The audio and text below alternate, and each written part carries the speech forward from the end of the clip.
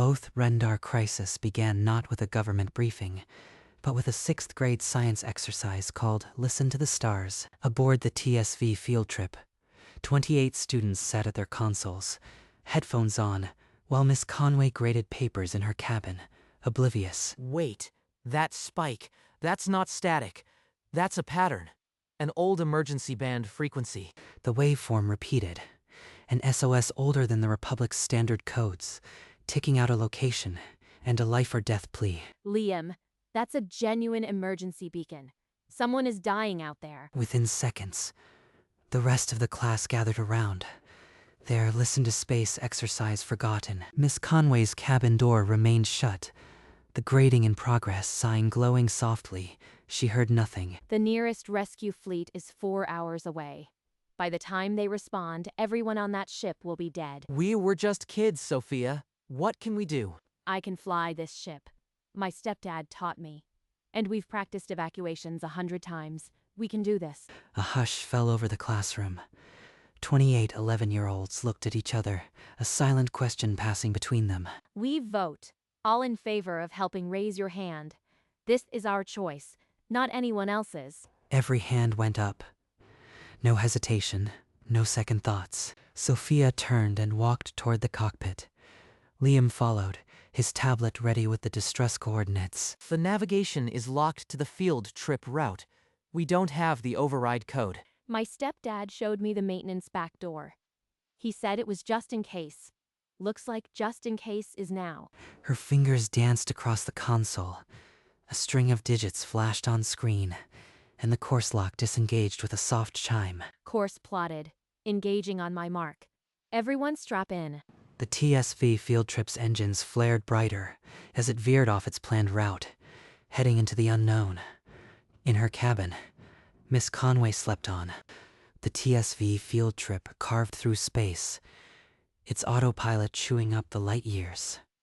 At the helm, Sophia watched the readouts like a hawk. Signal strength increasing. We're closing fast.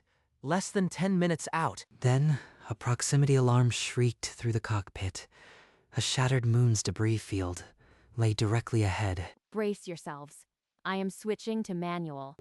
The little ship jinked hard, throwing everyone against their restraints as Sophia threaded the rocks. In the main cabin, children clutched their seats, a few crying out as the deck bucked. It's okay. I've got this. My stepdad made me practice asteroid fields in the simulator. Just a few more seconds. The field trip burst clear of the debris, its hull unscathed. Behind them, the rock field tumbled silently. Behind her sealed door, Miss Conway stirred, muttered something about pop quizzes, then sank back into sleep. On the nav screen, the distress coordinates pulsed like a heartbeat. Whatever waited there. They were minutes away. The field trip dropped out of FTL above a pale blue ice world, and there, silhouetted against the frozen light, hung a ghost ship. The Voth Rendar, a cruiser nearly a kilometer long, lay listing in space, its hull torn open like a can, vapor spewing from a dozen wounds. There must be people on that ship. We have to dock. I am reading minimal power. No shields. The emergency docking ring is still active. Stand by. Sophia's hands were steady as she nudged the little transport closer, a child's toy bumping against a wounded leviathan.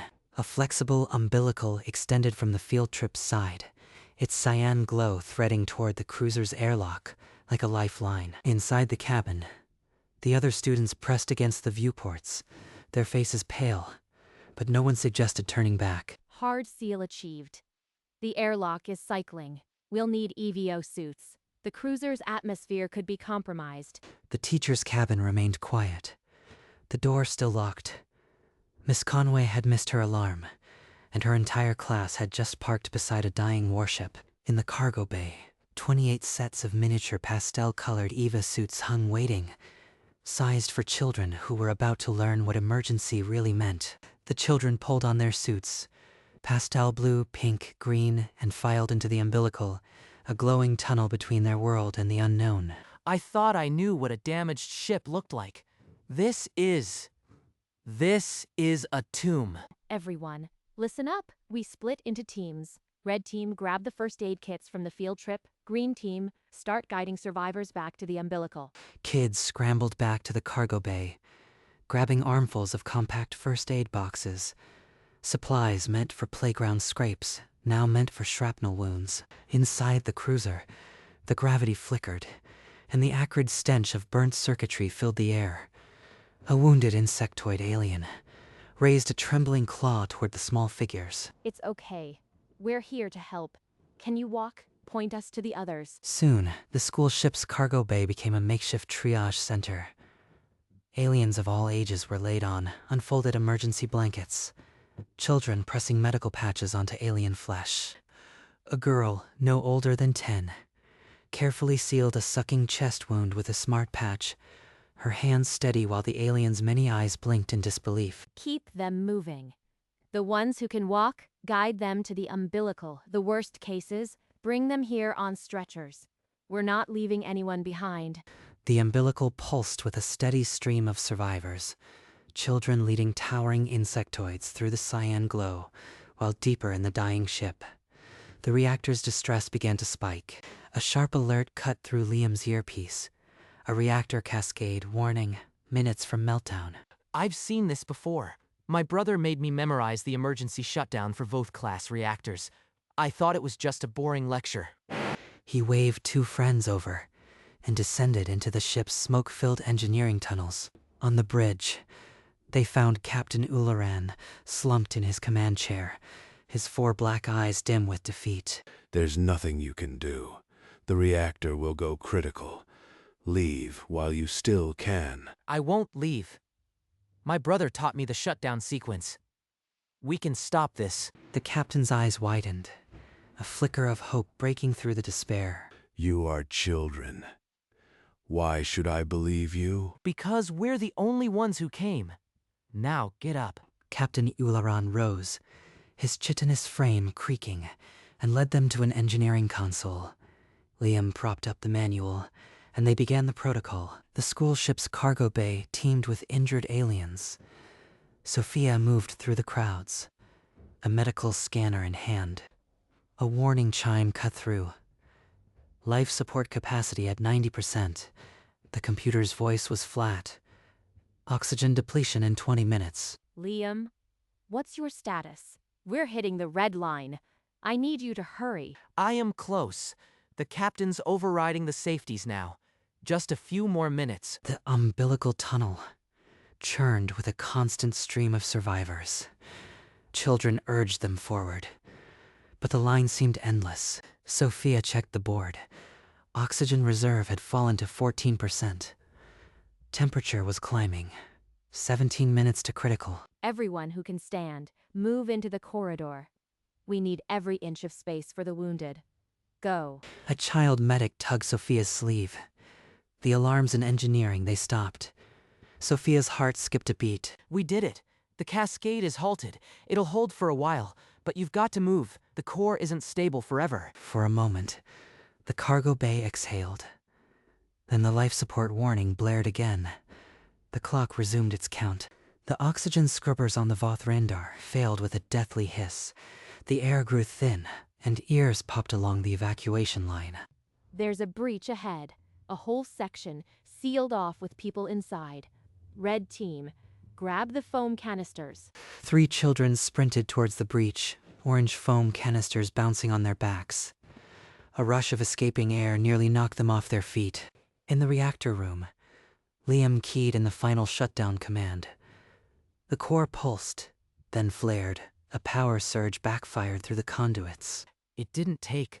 The safeties re-engaged. Captain, I need you to pull the manual cutoff. Now. Captain Ularan threw his weight against a massive lever, chitin grinding. Sparks rained as the cutoff slammed home, and the reactor's scream dropped an octave. At the breach, Sophia jammed the foam nozzle into the crack. Bright orange sealant expanded, plugging the hull, and the roar of escaping atmosphere died. Reactor is stable. Barely. That surge damaged the cooling loop. We have less time than I thought. How long? Not long enough. Get everyone out. Now. The clock on Sophia's wrist ticked down. 12 minutes until the school ship's life support failed. The reactor gave them even less. We can't get them all through in time. But if we link our backup power to their life support, it should stabilize the air for a few more minutes. A boy looked up from bandaging an alien. But if we tap our power, we might not have enough to get home. I know. That's why we vote. All in favor of risking our ride to save everyone here. Raise your hand. Hands shot up, sticky with alien blood, trembling from exhaustion. But unanimous, Sophia bypassed the safety lockouts on the main breaker. The ship shuddered as power diverted. Lights dimmed, gravity wobbled. The cruiser's dying air scrubbers coughed back to life. A grateful hum replaced the silence. Move. We bought minutes, not hours. Every second counts. The umbilical stretched taut, frost crystallizing along its length. The school ship's engines began to stutter. Yet the line of survivors kept moving. Children dragging, carrying, cajoling the last few wounded through the glow. The reactor's automated countdown began. A cold voice echoing through the ship's dying corridors. Reactor critical in 10 minutes. Captain, the cooling loop is spiking. Every time we stabilize, it takes another minute off. I am running out of adjustments. There is a manual shunt. It requires a living hand on the switch. I will stay. Get your people clear.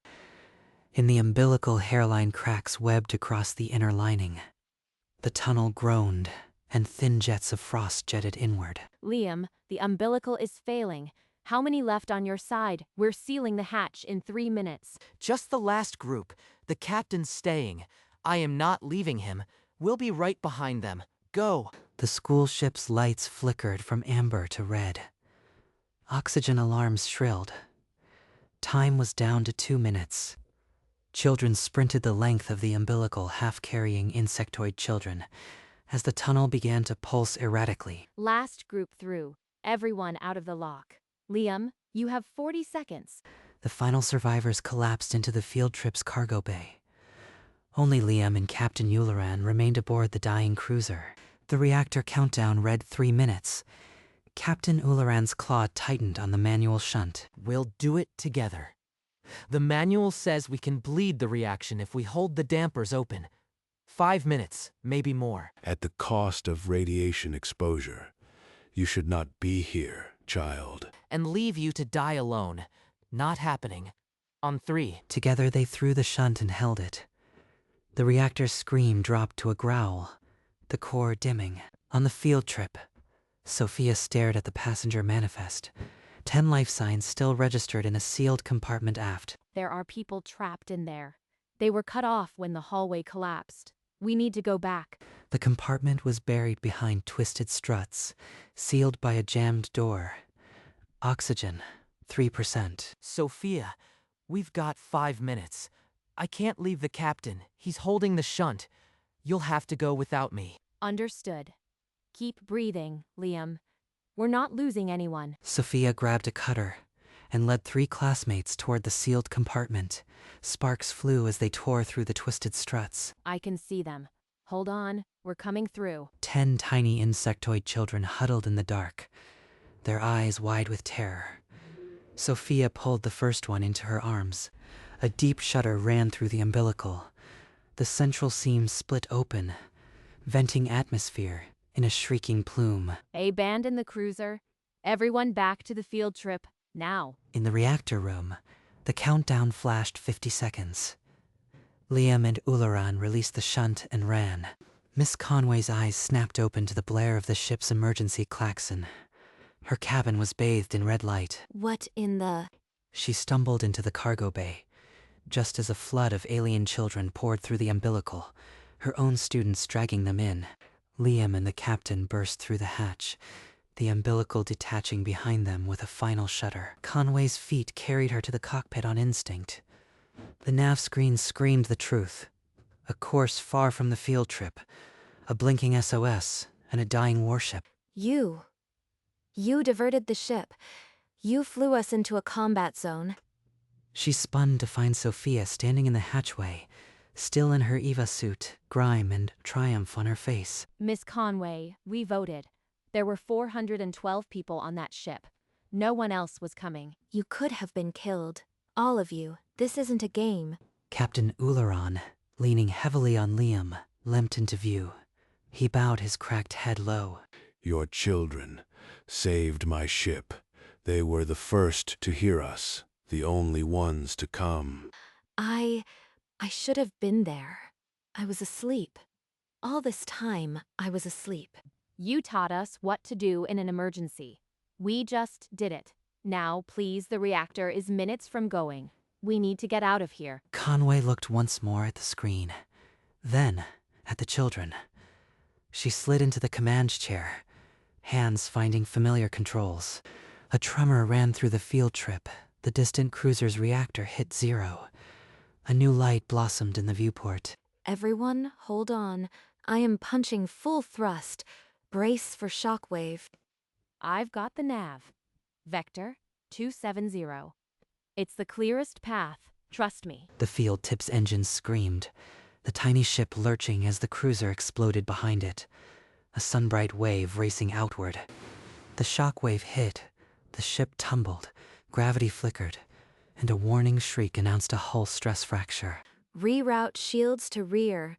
We lose integrity and we're all dead. Already done. Now pull up. 15 degrees. The debris arc is right above us. The ship tilted violently, scraping past a tumbling shard of hull, sparks shearing off the port engine. Then, stillness. The roar faded. The field trip drifted, engines stuttering but intact. Behind them, the Vothrendar was a cloud of glowing embers. You did it. You really did it. I'm sorry I doubted you. The cargo bay was a chaos of quiet. Children slumped beside insectoid survivors. The wounded moaning. The air thick with ozone and relief. Your children. I counted 411 survivors. My crew reports 1 life lost in the initial attack. The rest live because of you. And my children. Are they all? 28 present and accounted for, Miss Conway. Liam got a radiation burn on his arm, but the captain says it'll heal. A burn from the reactor. Liam, you went into the reactor room. My brother's manual worked. I just followed the steps. The captain did the hard part. Conway looked at the 28 faces, smudged with soot and exhaustion, and saw something she hadn't taught. An unshakable certainty that doing nothing had never been an option. I am going to have to explain this to your parents and the school board and the Galactic Council. We'll back you up. We voted. Outside, the cloud that had been the Vothrendar drifted against the ice planet's glow. The school ship's engines idled, waiting for a rescue that was still hours away. The cargo bay slowly quieted. The only sounds now the hum of strained life support and the murmurs of aliens being tended. Elliot, present. Ava, present. I am doing a roll call. I need to hear all 28 names. We're all here, Miss Conway. We didn't lose anyone. The worst is the burn Liam got when the reactor spiked. My brother's manual covered the Voth cascade. If I hadn't read it a dozen times, we'd be vapor. The child's knowledge saved us. I have never seen such courage from any species, let alone one so young. I should be furious. You commandeered a school ship, flew into a combat zone, and risked everything. But you also saved 411 lives. So I am going to sit down and be very, very proud before I decide what to do with you. She sat heavily on a supply crate, and for a moment the school teacher looked at her 28 students as if seeing them for the first time. We couldn't just listen, Miss Conway. You taught us to act when someone needs help. The ship held its breath, drifting in the aftermath, while thousands of light years away, the first rescue fleets were only beginning to spin up their drives. 5 hours later, the cold light of a Voth military cruiser washed over the field trip. Rescue shuttles latched onto the school ship's hatches. The boarding party expected a massacre. They found a quiet cargo bay, rows of wounded aliens, children in stained EVA suits holding medical kits. The lead officer stopped in the umbilical hatch, his squad frozen. 400 lives stabilized by schoolchildren. They're all stable, Commander. My class handled triage. We need oxygen and a medical transport. Then the media drones arrived. Swarms of recording spheres, transmitting the impossible scene across the galaxy. The image of a tiny school transport docked beside a shattered warship. Children in pastel suits guiding survivors became the galaxy's headline. Holographic projectors across a dozen systems lit up. Earth's school bus saves 412. They're calling it the field trip miracle. We're famous, Liam. I just hope my brother sees the manual. He'll never believe this. 3 days later, in the grand hall of the Voth Assembly, the galaxy's dignitaries gathered. On a velvet pedestal rested the Voth Crown of Honor, flickering with inner light, the highest civilian award. On behalf of my class, I accept this honor. We didn't do it for medals. We did it because no one else was coming. We had a vote. 28 hands went up. That's all it took. I was ready to die with my ship. This child, Liam, handed me a manual and told me to get up. He saved my life and the lives of my crew. We will never forget. The Voth owe a debt that can never be repaid. I was asleep when they acted. As their teacher, I should have been there, but I couldn't be prouder. The hall erupted in applause. Alien and human hands striking together in a rhythm that shook the chandeliers. We were just a class on a field trip. Now we're history. But the galaxy was about to learn that the field trip miracle was only the beginning. The Voth Assembly's announcement came without ceremony. A quiet memo circulated to every civilian vessel in their territory. The title, Civilian Rescue Protocol Update, modeled on Earth Primary School Evacuation Drills. The memo outlined formations, calm exits, buddy systems, translated directly from videos of 28 children leading the wounded to safety. A young Voth child, barely older than the human students, watched the newsreel in her family's living quarters. She tugged her mother's sleeve, pointing at the screen. "They're just like me," she chirped. And they saved everyone across the galaxy. Schools began retrofitting their safety drills with the new protocols. The diagrams Mrs. Conway had taught her 6th graders. Stop, look, stay together, were now standard on 1,000 worlds. It started with one distress call. It ended with the galaxy's children learning safer because 28 11-year-olds didn't know they couldn't. The Voth Crown of Honor sat in a display case on the TSV field trip, a reminder that sometimes the smallest hands make the biggest difference. And in the Voth Assembly, the motion was entered into law. Project Field Trip. In the quiet of her cabin, Miss Conway held the formal Voth document, its seal shimmering with the same gold as the crown. They actually did it. The new civilian rescue protocols. They're based on our school evacuation drills. Sophia and Liam appeared in the doorway, the crown of honor still pinned to Sophia's chest. We saw the news. It's everywhere. Our parents finally know the whole story. My brother called. He said he always knew that manual would come in handy. You three, your whole class, you didn't just save a ship. You changed how the galaxy prepares for disasters. They moved to the viewport, the starfield stretching beyond, forever altered by their small hands. I guess we're not just a class on a field trip anymore. Miss Conway put her arms around them both, and for a moment, they just watched the stars. The same stars that had carried their distress call weeks ago. The title of the video had promised that parents found them hours later. But the truth was better. They'd found themselves, on Earth. Liam's older brother sat in his living room, a newsreel playing before him, and in his hands, a dog-eared reactor manual. He watched his brother's face on the screen, and finally understood why he'd made Liam read it a dozen times. The scorched logo of the TSV field trip gleamed bright against the starfield, a badge worn with pride. In a Voth school, a young insectoid girl practiced the new evacuation drill. Her movements crisp and sure. She wore a small patch on her uniform. A human child in a pastel suit, a symbol of hope. The two ships, the field trip and the Voth Rendar, now rested in a space dock, a permanent memorial. Every child who passed learned how 28 students became the first responders of the galaxy. Liam and Sophia stood at the field trip's viewport, the crown of honor glowing between them. We were just kids. But the galaxy would remember. Sometimes the smallest hands hold the strongest courage. From a school exercise to a galactic law, the journey of 28 children etched itself into the stars. In classrooms on 100 worlds, children now practice the drill. Stop, look, stay together. They learned that heroes don't always wear uniforms. Sometimes they wear school jackets and pastel Eva suits. The Voth Rendar had been a grave. The field trip had turned it into a cradle. A child's decision. To listen, to act, to refuse to turn away, had rippled through the galaxy. And in the quiet of the school ship, the crown of honor rested, a testament to the impossible. The galaxy's children now knew.